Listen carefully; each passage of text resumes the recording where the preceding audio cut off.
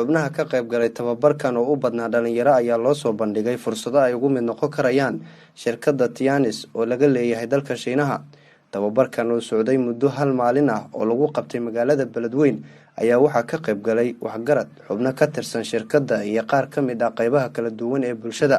qofka ku soo biiray shirkadda ayaa looga baahan yahay in marka hore uu buuxiyo lacag diiwaangelin ah oo gaaraysa $30. Yaasiin Ilyas Nuur oo ka mid ah tababarayaasha shirkadda Tianis ayaa ka waramaya ulajeedka loo qabtay tababarkan. Programka maanta waxaa ka soo qayb gashay oo ka faa'iideystay daftar ahaan gaara ilaa 350 qofood.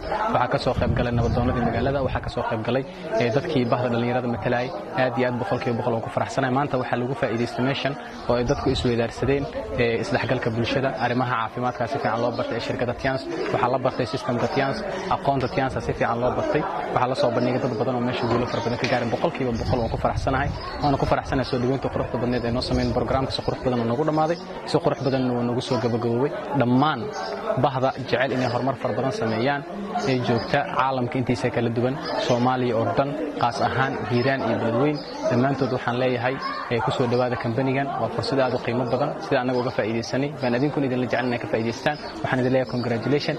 ujeedka maanta kulanka loo qabtay waxay ahayd maadaama shirkadda xarunta Beledweyne ay ku leedahay ee tahay xarun cusub ee tahay dadkeeduna ay yihiin dad company-ga iyo shaqadiisa oo maanta ku cusub, in maanta la baro loo qabto seminar ku saabsan sida shirkadda waxyaabaha ay qabato oo systemka ku shaqeyso, shirkadda daawooyinkeeda wax ay taraan iyo waxay dadku ugu faa'iideeyaan, dadka shirkadda hadii ay ku soo biiraan waxyaabaha faa'iidada ay ka heli karaan, iyo aqoonta guud oo shirkadda oo dhan, iyo sidoo kale inaan dadka barno oon tusino shirkadda waxa muhiimka ah ee qiimaha leh ee mujtamaca reer Beledweyne iyo reer Hiiraan ay u hayso.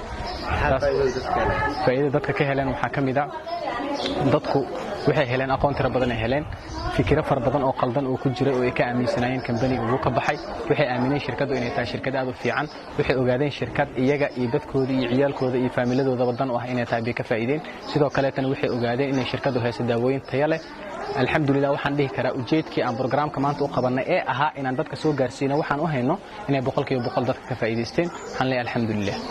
nabadoon Maxamed Cabdi Maxamuud Lixle oo ka mid ah waxgaradka goobjooga ka ahaa tababarkan ayaa dhalinyarada ku booriyay inay ka faa'iideystaan fursadan. haddana waxaad leedahay nidaamkan heerbalka ah waa nidaam adduunyada dhan ka hirgalay. aniga Afrikadan ayaan ku soo wareegay soonkii ka saddexaa.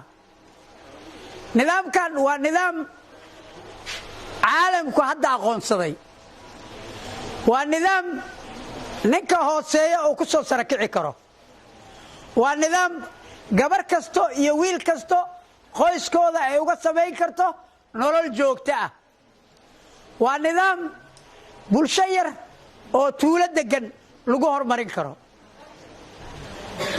waa nidaam asaga naftiisu isgargaarid iyo isdhexgelid abuuraayo. waxaan idin leeyahay dhalinyaradiina yararka ee hadda soo kacday ha ka gaabinina.